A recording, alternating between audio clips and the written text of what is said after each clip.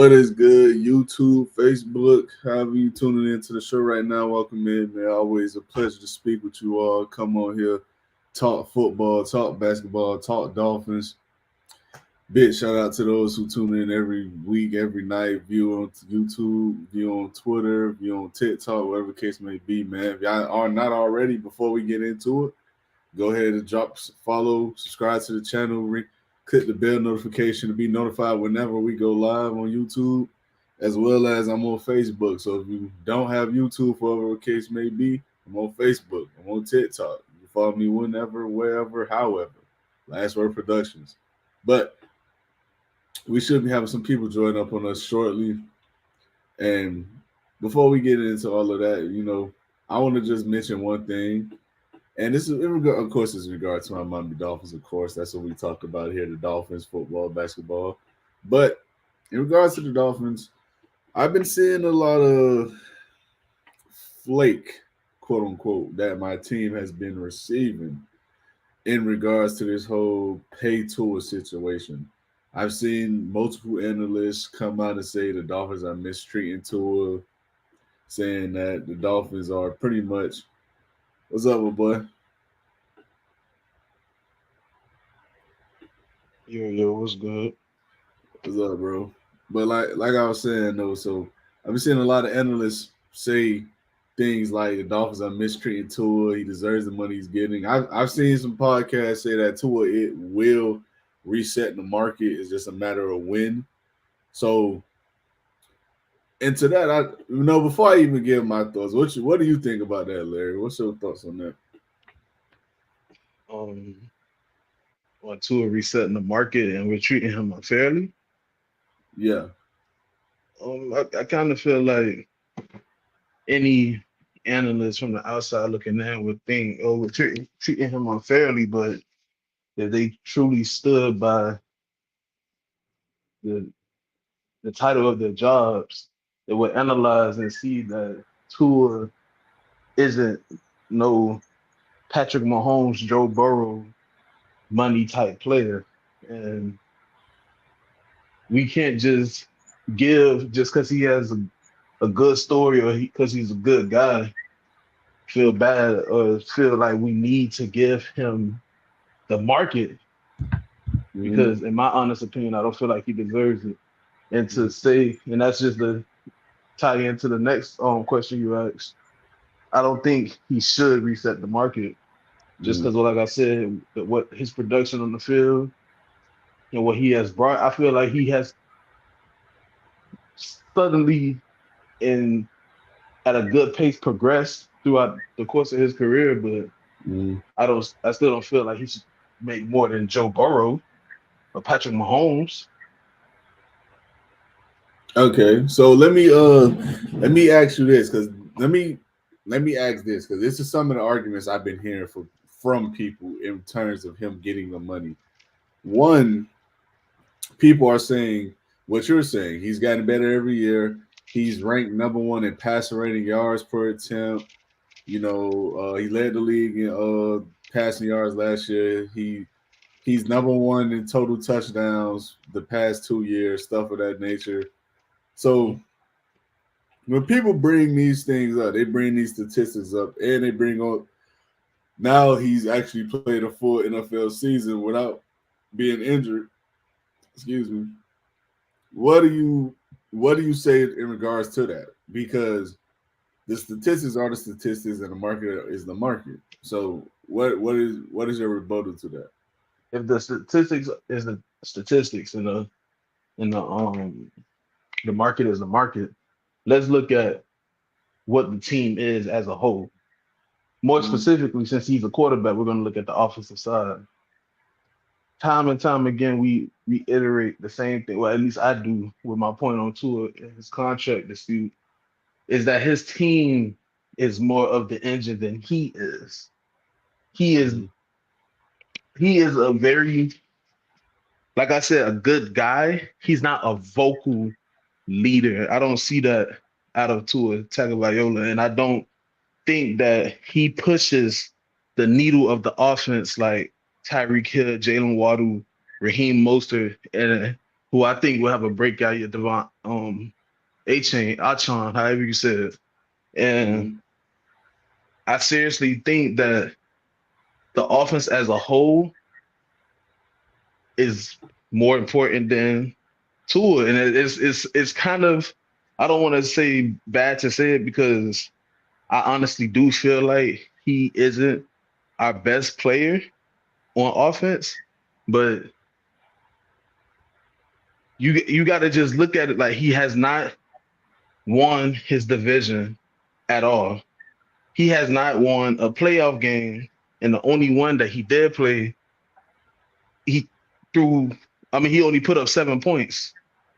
Noted in the snow, which is also a factor because you have to play Buffalo, New York, and New England at least once or twice in the late stages of this regular season. So it becomes apparent that is this really the best fit guy for the team? Will he be good? Will he be good with the team? Of course, especially with the weapons that he has. I always compare them to his Alabama offense.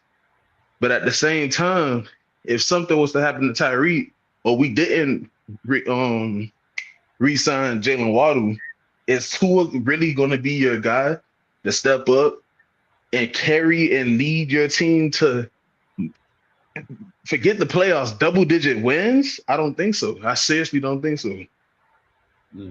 So I seriously think that when we look at, we have to separate who the person is and his character, and we really have to look at what surrounded him on the team and what has he accomplished since, and are we really going to bank and reset the market on the player just because he suddenly got better throughout the course of his career? Right. And the last thing I want to ask before I chime in is, if he's offered the Joe Burrow contract, are you good with that or what? And let me hold on. Before I let you answer, let me pull up Joe Burrow's contract so we know the exact numbers. For 1 second. All right, so Joe Burrow contract is 5 years, $275 million, $40 million in signing, $219 million guaranteed, and the average is 55 annually. So let's say, right, hypothetically, you just smack dab, Dolphins go into the next contract talk with Tua and say, yo, listen, this is the contract, this is what we offering, you get Joe Burrow money. Are you good with that, him signing that? Because I've seen a lot of people saying if the Dolphins were to just offer the Joe Burrow contract, it'll be fine. So are you good with them giving him that money? The reason why I'm not good with giving him that money is because, like I said before,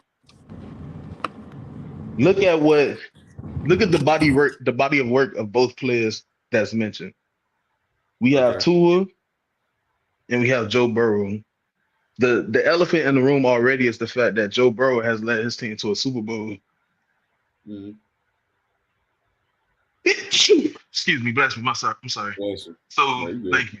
So Joe Burrow has led his team to a Super Bowl. Joe Burrow has beaten Patrick Mahomes in the playoffs.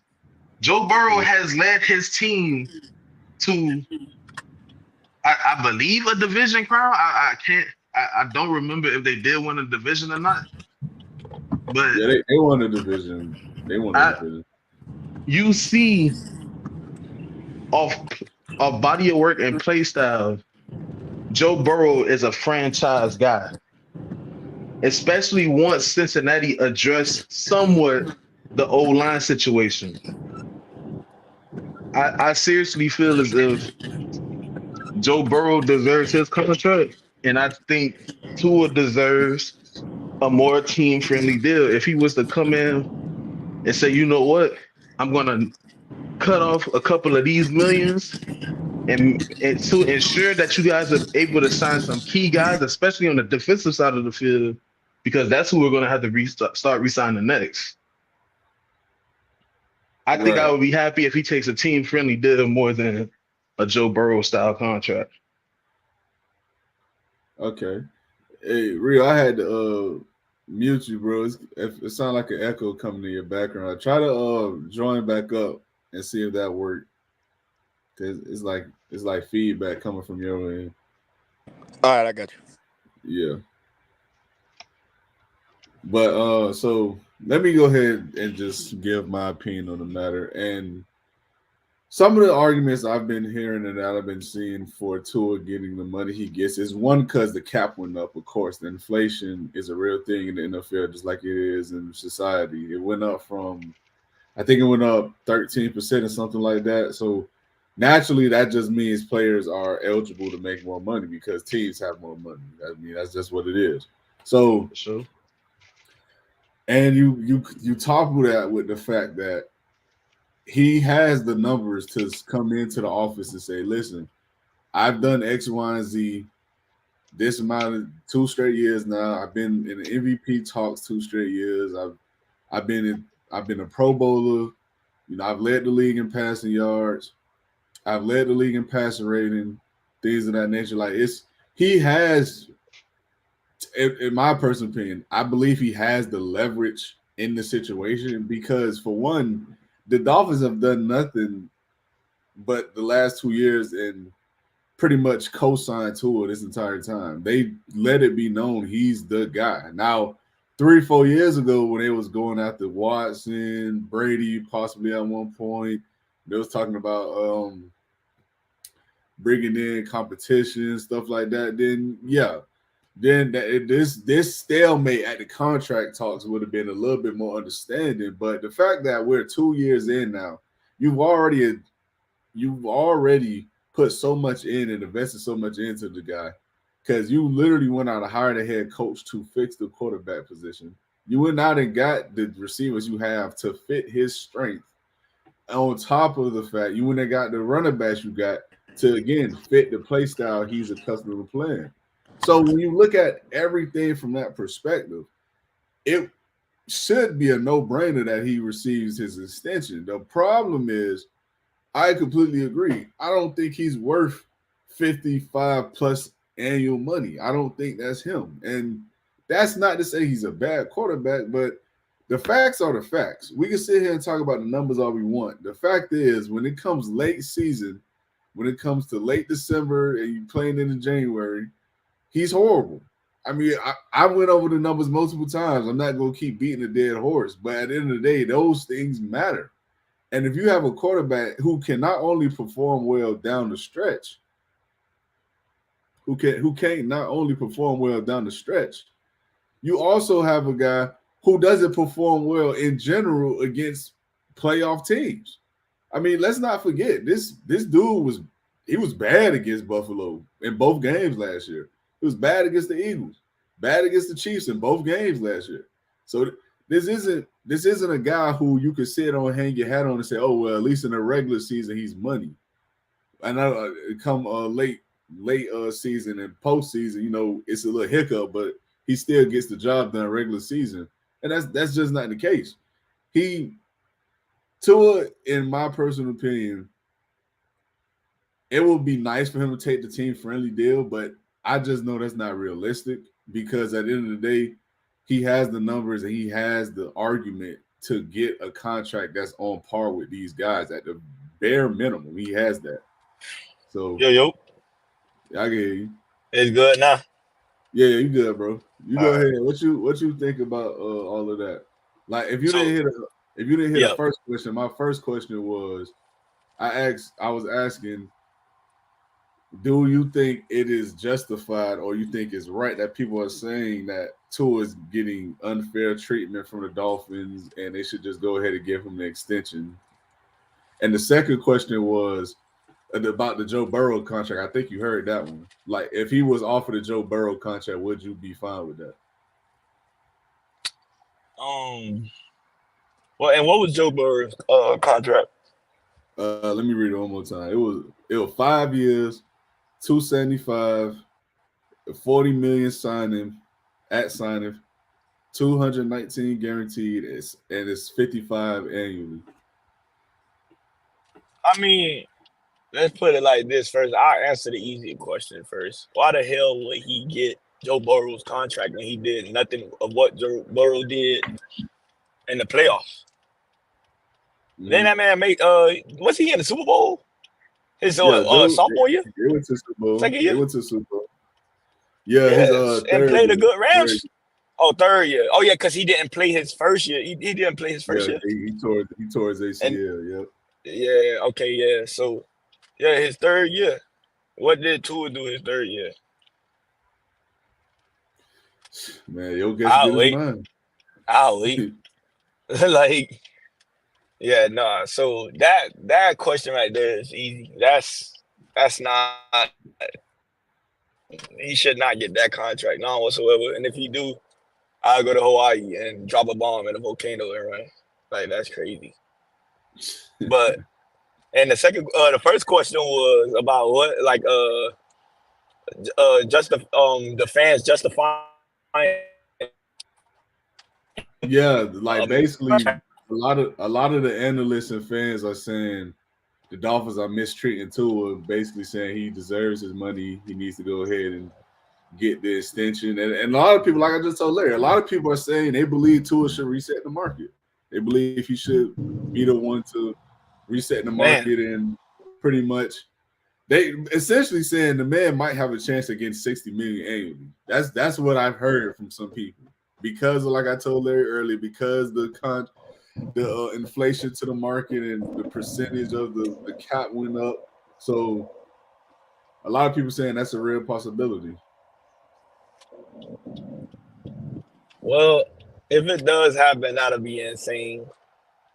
I don't think his play could justify that he should be making that much, honestly. When we can't even beat the Bills and take over the number 1 seed in our division. Can't even do that. And we had it. They gave it to us in our hands. We lost to the Titans. We lost to teams that we wasn't supposed to lose to. A couple of them. So, right. And a lot of those games we lost, it was somewhat his fault. Right. We see the same face. When he throw the pick, he go to the sideline and smile and shake his head and tap his chest. Like, why are we tapping his chest, making $60 million a year? Right. So, and let me add something in too that I've been hearing. And Larry has said this too, and I gotta respectfully disagree with my boy, because for me personally, I'm tired of the notion that Tua has gotten better every year. I don't believe he's gotten better every year. I think Tua is the same player he's always been. He just is in a better situation.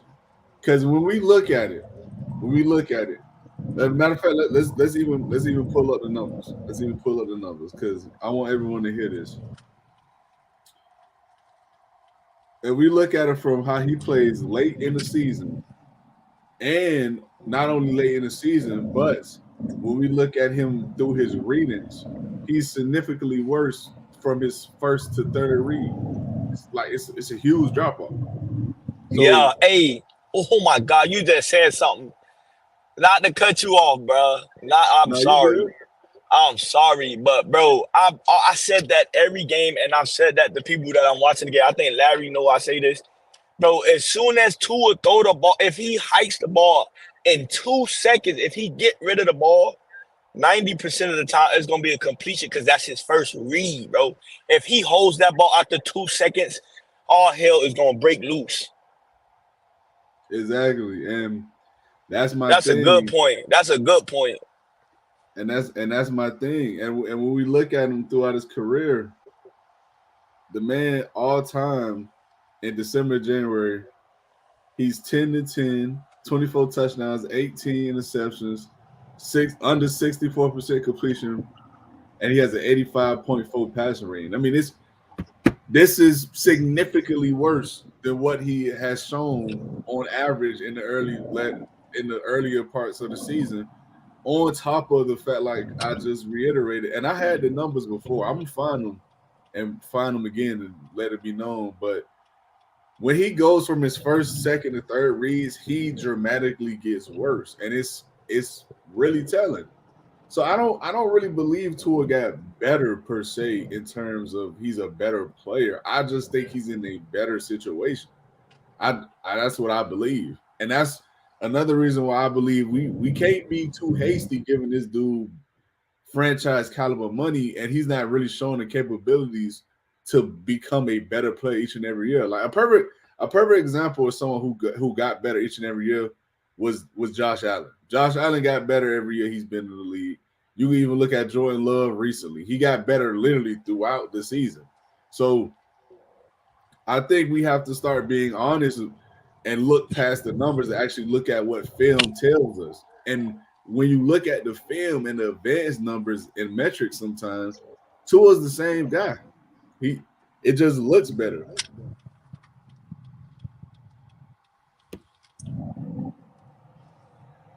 I could agree.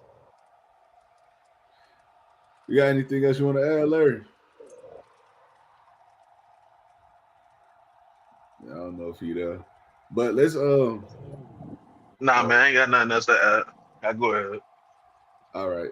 So let's jump into the next topic about the team. We're gonna jump into some camp battles, man, and some positional battles that could possibly shake out some way, but we're gonna see how they really shake out. I think most of us will pick the common names, but I want to talk about some camp battles that who y'all think how it's gonna play out for each position. And we're gonna start the first position I want to start with is something that's a need for this team. So I want to see what y'all got to say about it. And we're going to talk about the right guard position. And right now, it seems to be Liam Eichenberg's job to lose.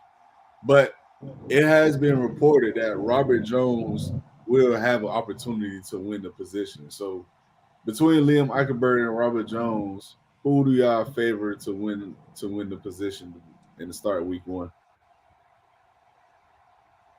You go ahead. You go first, Rio. All right. So Liam Eichenberg and Robert Jones, right? Yeah. All right. So Liam Eichenberg, that man got shitted on the whole year by the fan base constantly, consistently. But I think people fail to realize the man played out of position. Y'all correct me if I'm wrong. Damn near the whole season. Am I correct? He had to move around.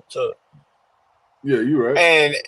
And I don't know if I'm correct. Y'all correct me if I'm wrong.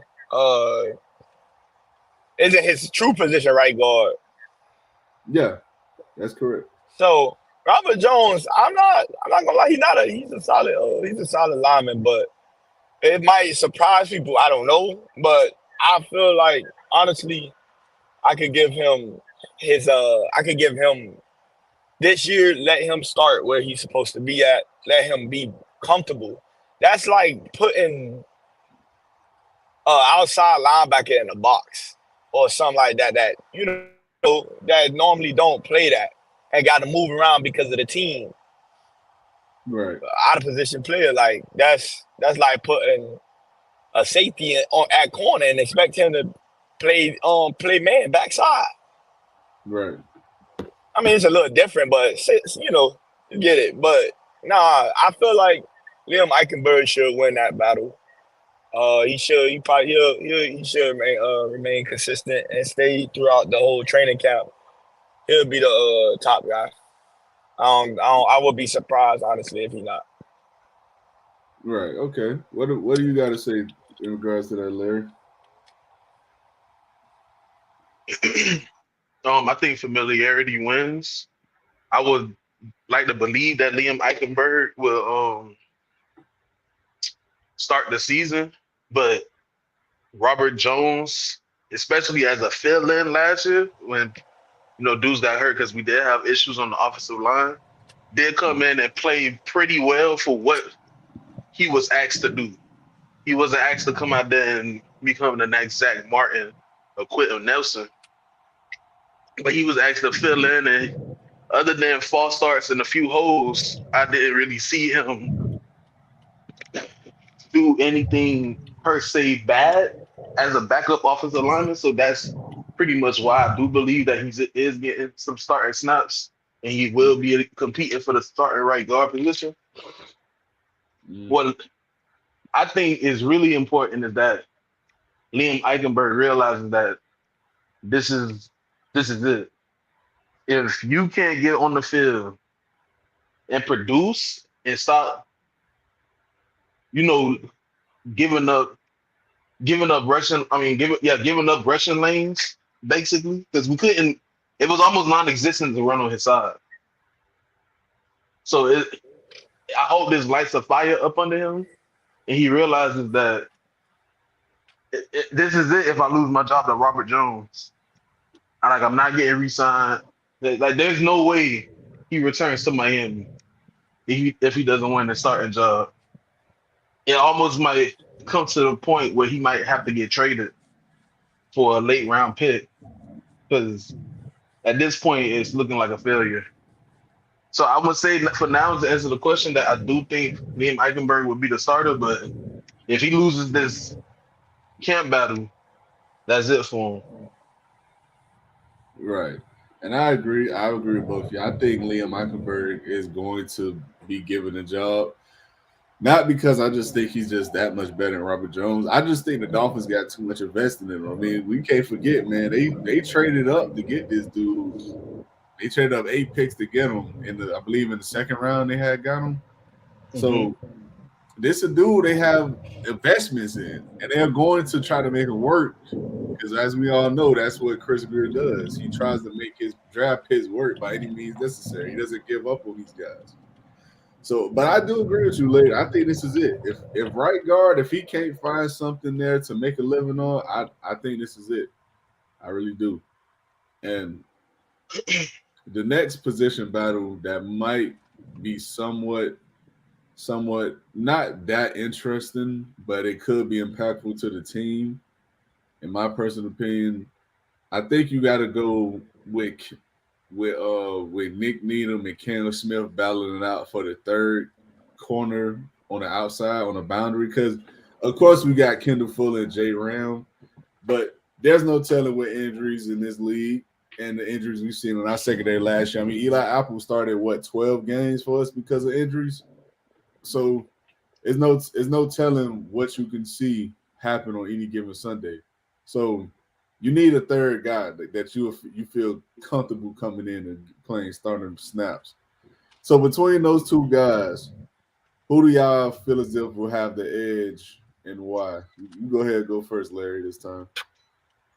I don't want to repeat myself from what I just used with Liam Eichenberg, but familiarity, man. I mean, Nick Needham, for what it was worth, was fairly decent, especially as a slot guy.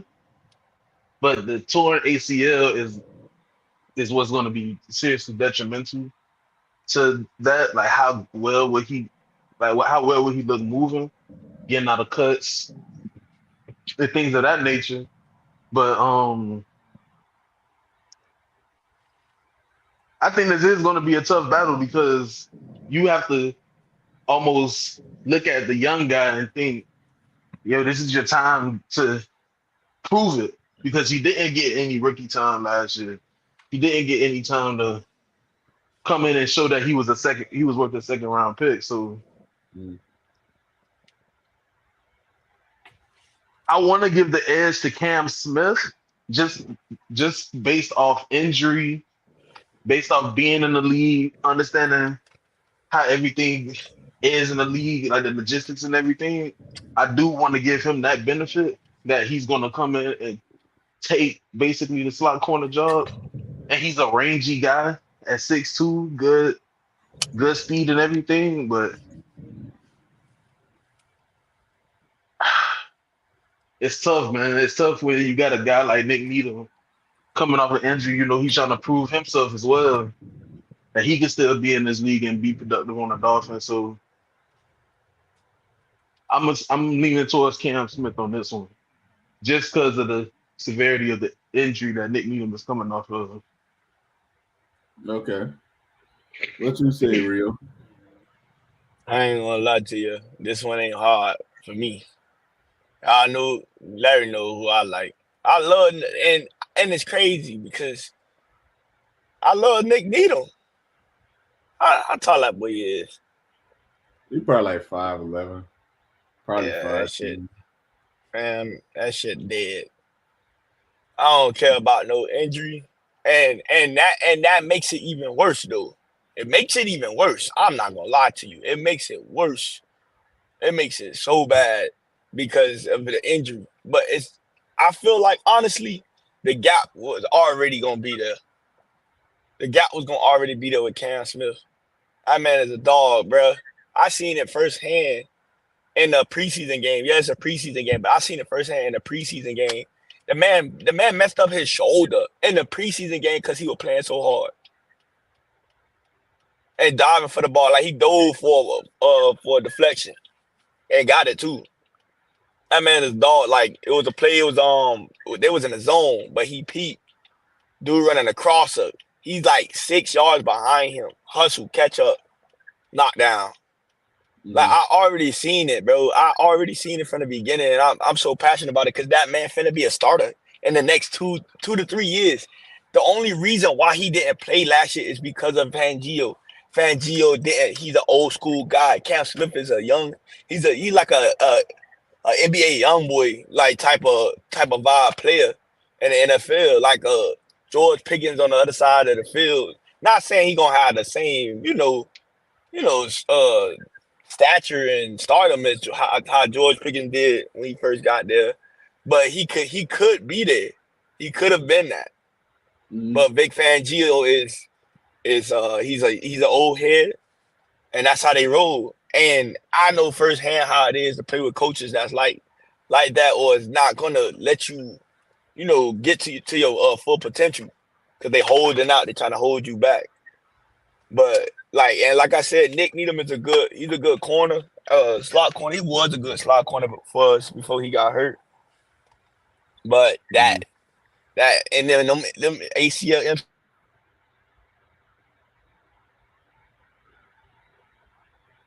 Hello? Man, I think he just went out. Y'all can hear me? Yeah, I hear you now. Yeah, especially those injuries like them MCL, ACL injuries, those are hard to come back from, man. Like from my own like personal like injury, like it's hard to come. So some people even switch positions because of that, because it's hard to move around like that. So I would love to see what Nick Needham do, and I would love to see how that play out. But I'm gonna give it to Cam Smith. But I feel like honestly, both of them on the field, if we got like a dime look, wouldn't be bad. You're right. So, but yeah, like I said though, and all, I give it to Cam Smith. I'm not gonna lie, and it's easy for me. All right, and me personally, I think Cam Smith will edge out Nick Needham, but it's not because I think Cam Smith is that much better than Nick Needham. In fact, if you put them head to head right now to go in week one to start, I think Nick Needham has the edge. I just think Cam Smith has more vested in him. He's younger, he's more talented, ceiling higher. They have to get something out of this guy. He's too talented to not be given the reps or be given the opportunity over a veteran who probably is within his last years, the next 2-3 years. So I just believe Cam Smith has that edge from that regard.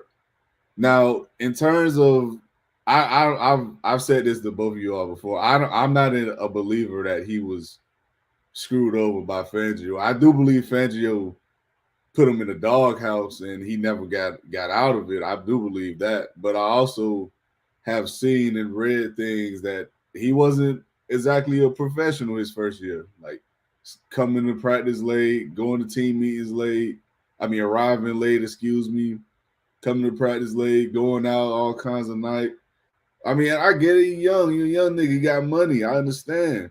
But at the end of the day, it's a business first before it's anything else. So when you start to develop these bad habits and the coaches see it, that's what happens. It's unfortunate, but that's what happens. You have to You have to show that you're willing to do the little things in order to get better. And did he show some flashes in practice and preseason? Yeah, he did. I'm not taking that from that man, but he also showed that he's not disciplined because when he got beat terribly on the double move in that same game. So we have to look at it from a whole perspective, in my opinion, when we talk about Cam Smith, because I think he could be a boom or bust player. I don't think there's a middle ground with him. I think he's either going to be damn good or he's going to be a waste of a draft pick. I just think there's no in between with him. I don't think he'll be a serviceable corner. I think he'll either be damn good or I think he'll be a bust. I mean, truth be told. But the next position battle I want to get off into on the defensive side, we're going to stay on this side of the ball. And we're going to get into one that I didn't think would be a battle, but it could turn into one, depending on how training camp keep going.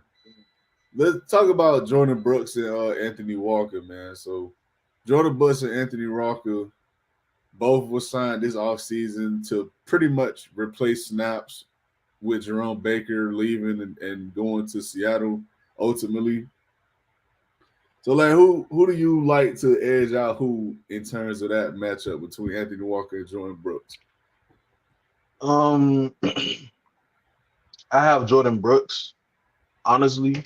I think he fits the scheme a little more better than Anthony Walker does. Anthony Walker, like I said before on the pod, is that linebacker who's going to be making plays, putting hands on the ball, catching interceptions and everything. But I think Jordan Brooks is a better blitzing linebacker, a better tackler, a better run stopper. And that's what we lacked in last year.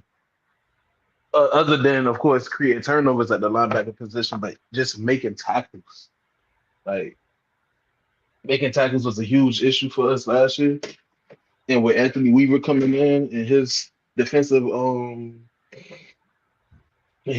scheme, I think that Jordan Brooks would be the better guy to fit in for the role of the starting linebacker position. But I do like both of these guys on the Miami squad. I do feel like both of them are coming in day one making plays. But again, to answer the question, I think Jordan Brooks has the slight edge over Anthony Walker. All right, you go ahead, Rio. What's your take on it? So we got Jordan Brooks and Anthony Walker. Mm-hmm. It's another easy one. I ain't gonna even get into it too much. It's gonna be a quick and easy one. But I'm going with Jordan Brooks, obviously. Didn't he play behind Bobby Wagner? Yeah. Yeah, so hands down, like, and Jordan Brooks, he know the game. He know the game a lot better. And he knows how to move around the field. He learned from one of the best linebackers out. So you got to give him that edge. I give him that edge regardless. Like Anthony Walker, isn't he he's kind of like a speedy linebacker, right though? Anthony, to be honest, he's more of a speed side to sideline kind of guy. He comes downhill well too. I think that's his best asset, as that he does play the run well. Yeah, but I just feel like Jordan Brooks, he got more experience. He's more smart on the field, more like that field general. He'll get the job done. That's what we need, especially with in the middle linebacker position. So, yeah, that's gonna be an easy one, Jordan Brooks, hands down. Okay.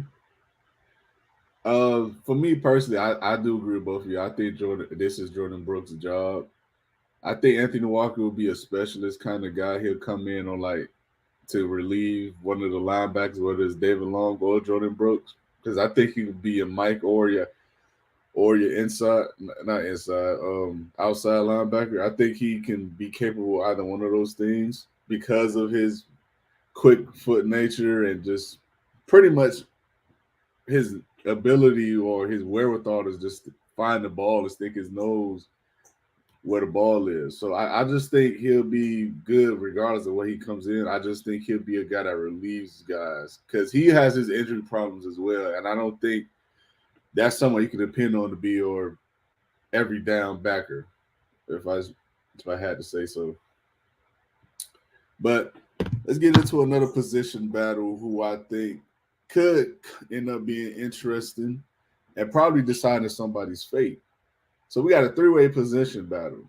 We got Braxton Berrios, Malik Washington, and we got, what's my boy, River Craycraft.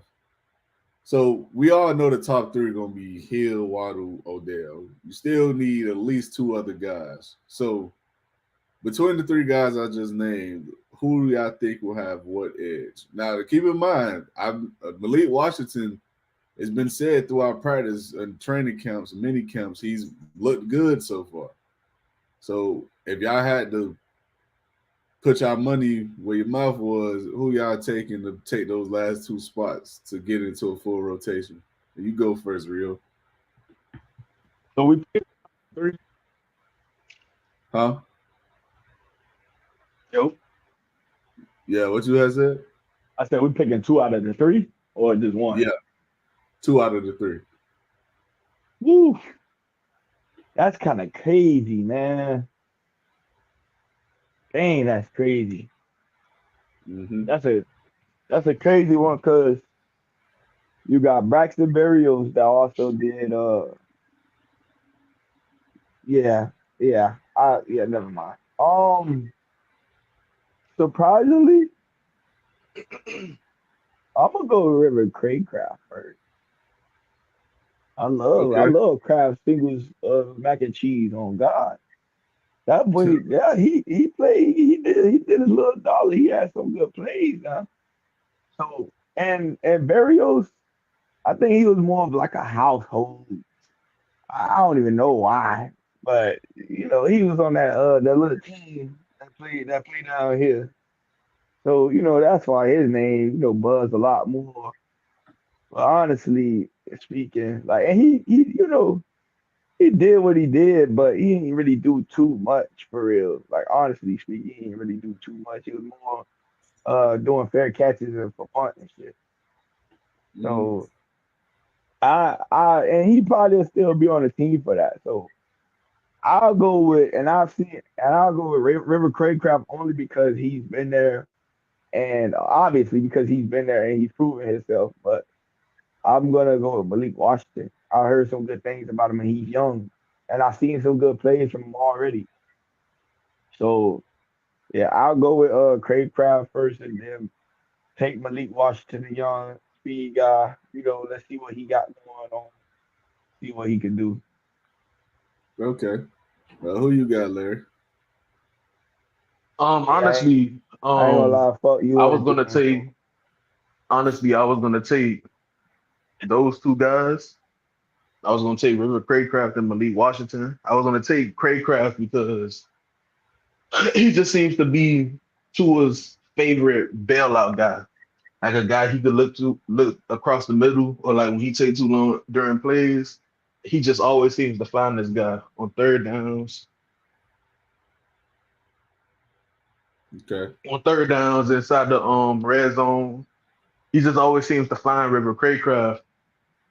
The reason why I not only just because Sway just brought up that he picked Malik Washington as well, I'm going to change my answer to Braxton Berrios because Braxton Berrios really, and it's not because of the UM thing and none of that. I'm honestly speaking, like Braxton Berrios didn't really get touches in the sense that Tua, like we said earlier in the pod, if he doesn't get his first two reads down, if the ball's not out of his hands, he's going to take the sack, throwing the ball away, or throwing an interception.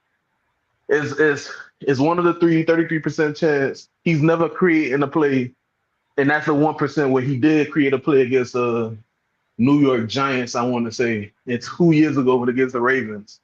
But Tua's not a playmaker at the quarterback position, if we're being honest. And Right. and I feel as if, especially last year, Braxton Berrios, when he did show that he was able to be consistent and be able to get on the field and get us a first down, he went and got it. And then just some way, somehow he got lost in the offense. That's why it was pretty shocking to me that we even re-signed him to a 1-year deal. But I've been hearing, again, I have been hearing things about Malik Washington. He has been very good in practice so far in camp. He seems to really be gelling with the quarterbacks a lot. The quarterbacks speak really highly of him. Jalen Waddle speaks highly of him. Tyreek speaks highly of him. So I won't be surprised if the young guy does get a good amount of reps. But I'm going to go with the two vets on this one. I do think coming in, Braxton Berrios and River Craycraft. All right, let me say it first. River Craycraft will take the 4th receiver position in the depth chart, and Braxton Berrios will follow him, with Malik Washington following suit. Okay.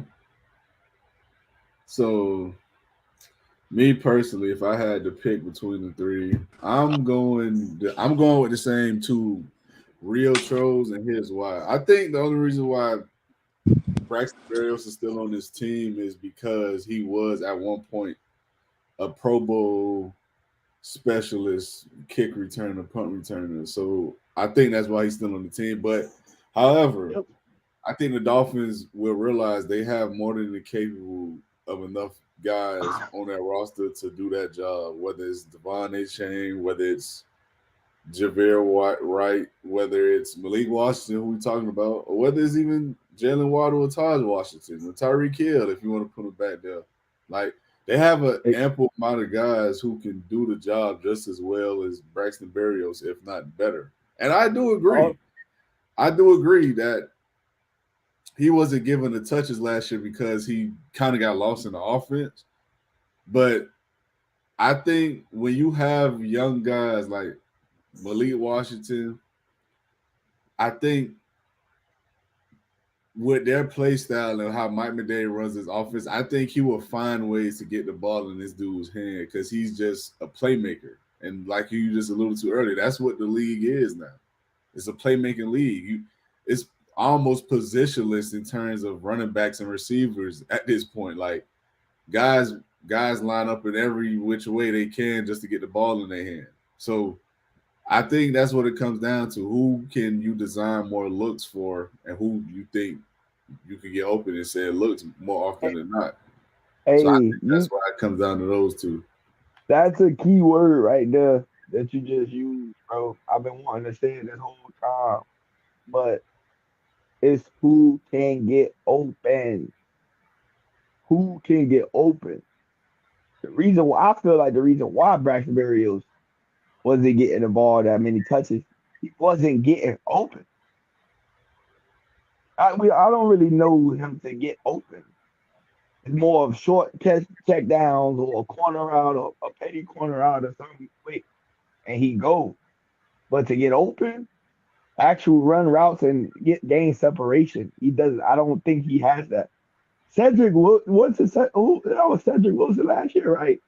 Yeah. Bro, Cedric Wilson did more than him. Am I lying? Nah, I agree. I told Larry this before, man. I think Cedric Wilson was underutilized, man. When he got his chances, he made plays, man.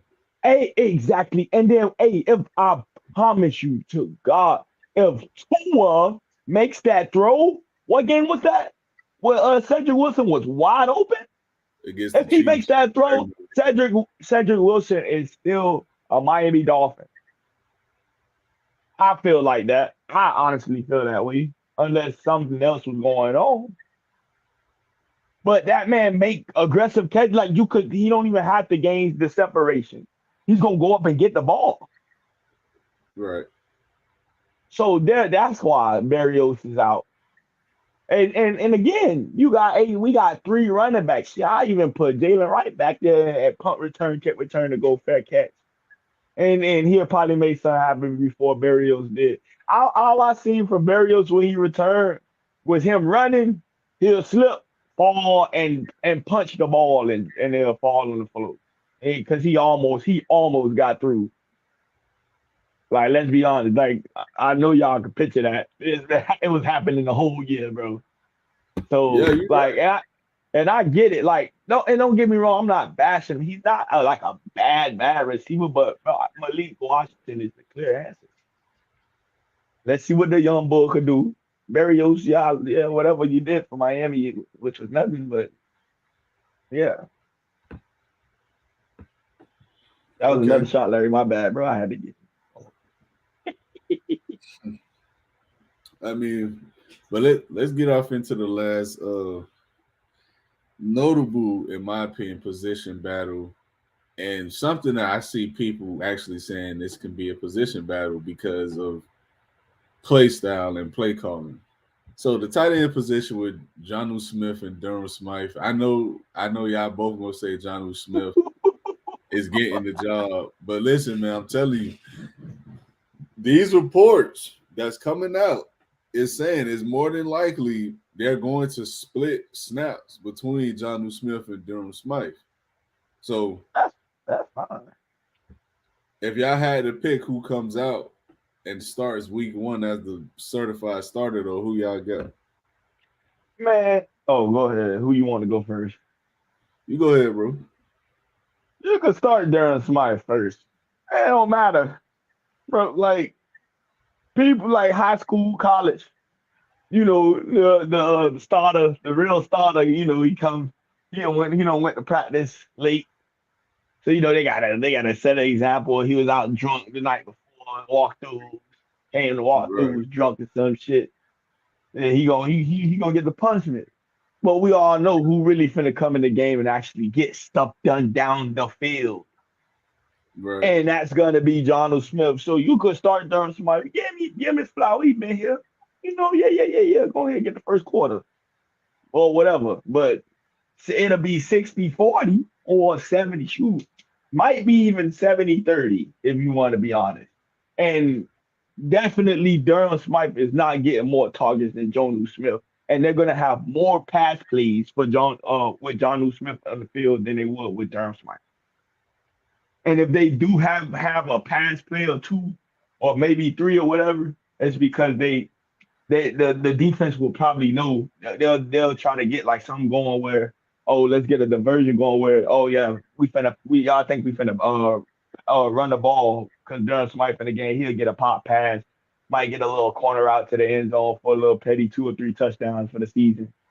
But who's really gonna make them plays 40, 50 yards down in the middle of the field, go up, topping dudes, and probably even breaking and scoring is gonna be John Smith. That's right, the obvious answer. right. All right. So who you got, Larry? Just to like cut in right there. Topping dudes is insane. But I'm taking Jonnu Smith to start. Jonnu Smith is a guy that gets vertical. You know, he works well in the middle of the field. He can utilize his speed. He's 6'3", 265 pounds, but he runs like a running back and wide receiver. Durham Smythe, enjoy being a fullback, buddy, because you're not getting. I don't think he's going to get much production from the passing game standpoint. He is going to be primarily used as another offensive lineman.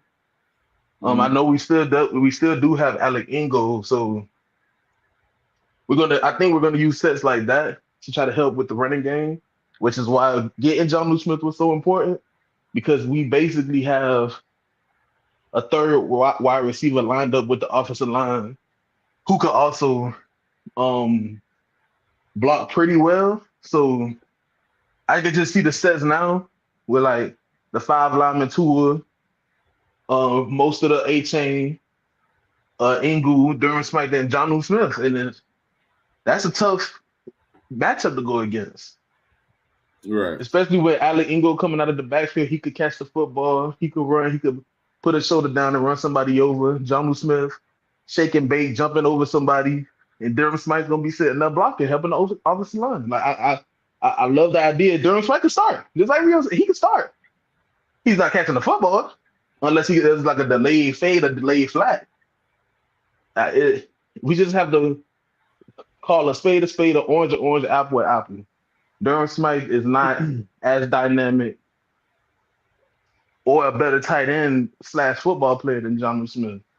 So I'm going to give John Smith a start right there. Okay. So me personally, I gotta go with John Smith as well. But man, listen, man, I'm telling y'all, man, from what I've read and from the reports have said, the fact that they're going to be splitting snaps to me is crazy because I think John Smith is a good enough blocker to stay in and be your primary tight end for at least 70 to 75% of the snaps. So I hope it's not a situation where they actually are splitting snaps damn near down the middle. And if it does end up that way, I don't know what the hell we're doing, honestly.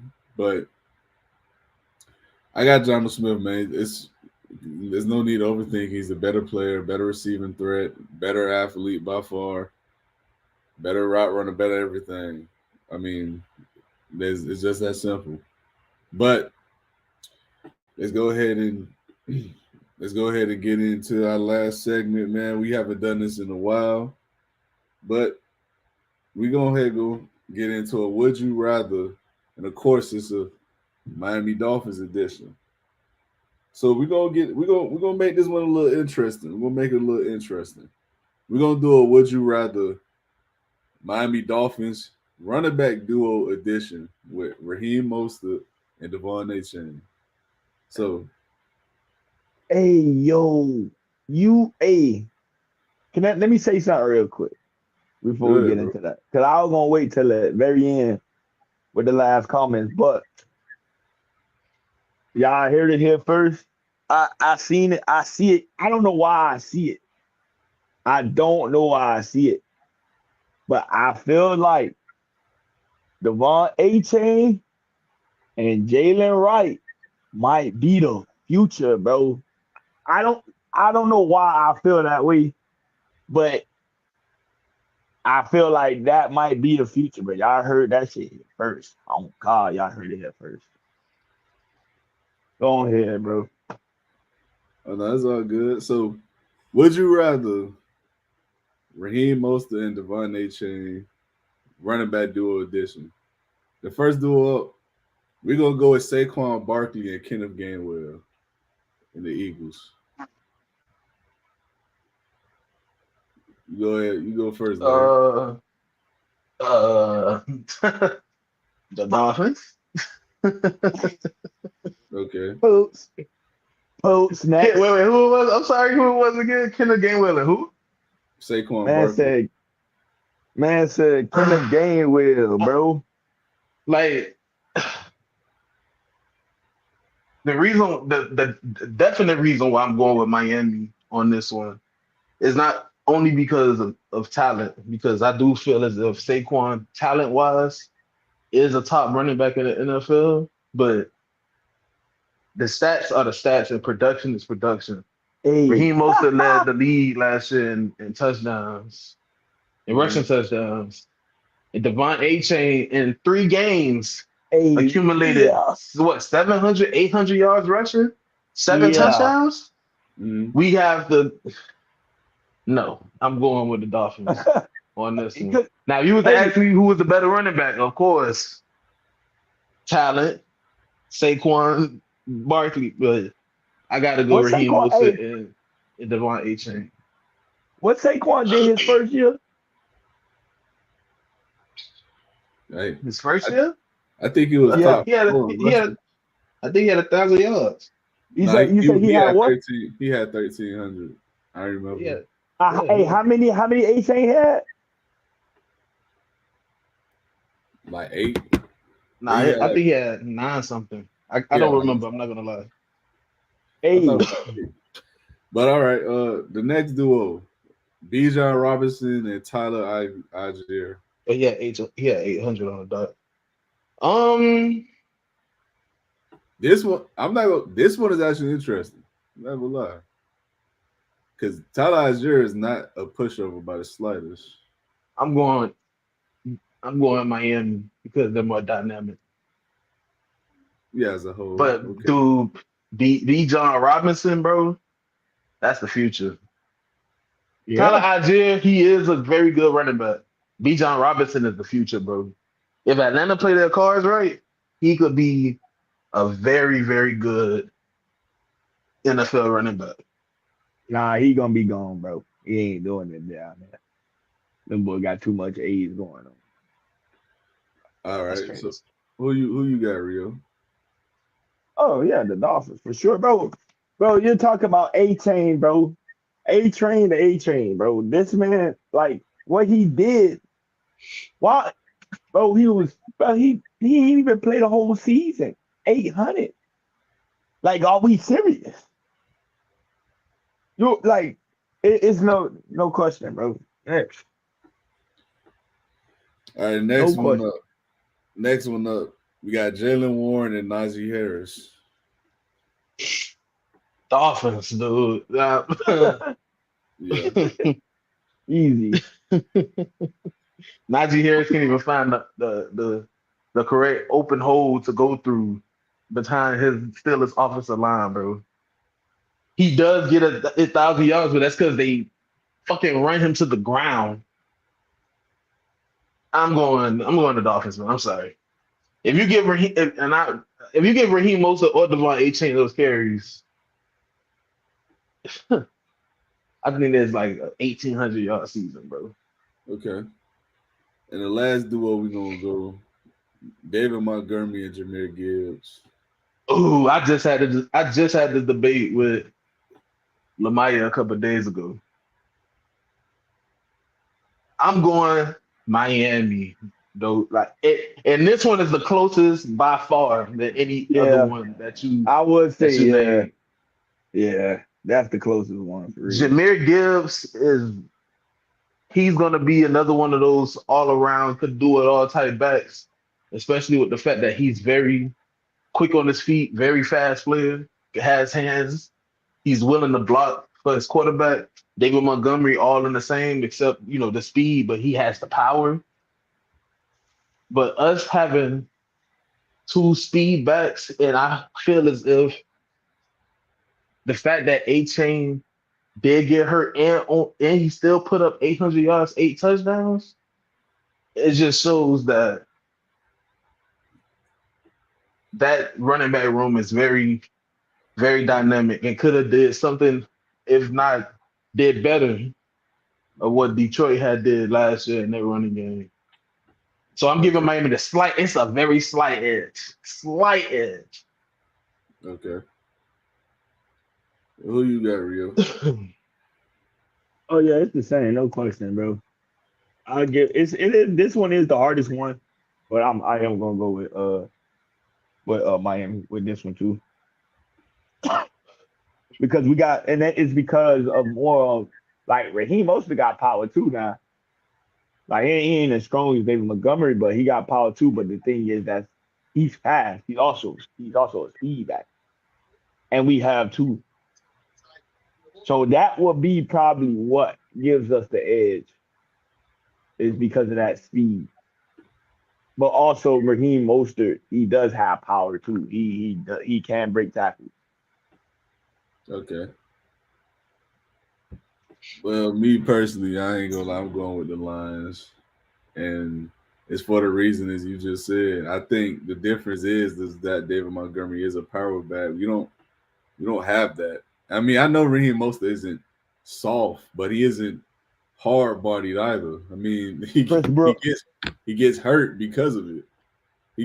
He's not really initiating contact as much as you would want your bell cow to initiate, because when you look at guys like, we didn't even got to say guys like Derrick Henry. Let's just look at someone like Ramondre Stevenson. Like, he's able to initiate contact, play through it, and keep going. Raheem Mostert body literally wears down through the season on him, and it's obvious he doesn't look to be the same explosive guy when you enter week 8, week 9. Jahmyr Gibbs and David Montgomery. Yeah, David Montgomery had his issues last year with injury, but when he played, he never seemed to lose a step.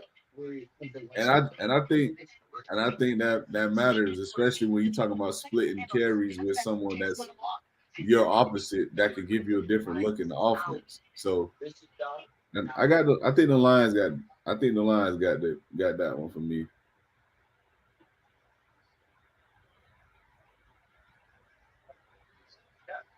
But y'all had anything else I wanted to add? That's really it, man. Look for both running backs to go for 1,100 yards to a season near you. Hey, yeah, hey, and like I said, what Raheem Mostert, this is gonna be his last little hurrah. Not gonna lie to you. They gotta prep Jalen right. Cause bro, that's 2 young guys, bro. That's 2 young guys, man.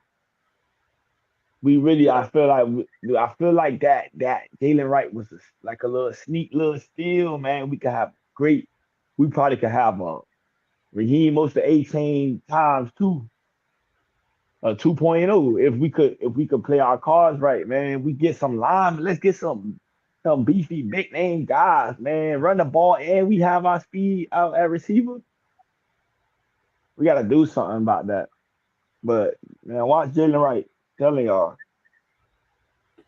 Yeah, they got a lot of high hopes in them. But that'll be the end of the show, man. Appreciate y'all tuning in, always coming through. You know, if y'all not already subscribed to the channel on YouTube, Last Word Productions, go ahead and hit the subscribe. Go ahead, hit the bell to be notified whenever we do go live. Remember, I'm also on TikTok, Facebook, Instagram, everywhere. Last Word Productions. Y'all got anything else y'all want to add before we head out? Tyree better than James Harden. Oh God. You got anything, Larry? LeBron James is the greatest basketball player ever. Yeah. Miami Dolphins going 13-4. Yeah. Tua Tagovailoa is getting traded to the New Orleans Saints. That's it. Damn. And Florida State better than UM. Oh God. And he woke up from his coma.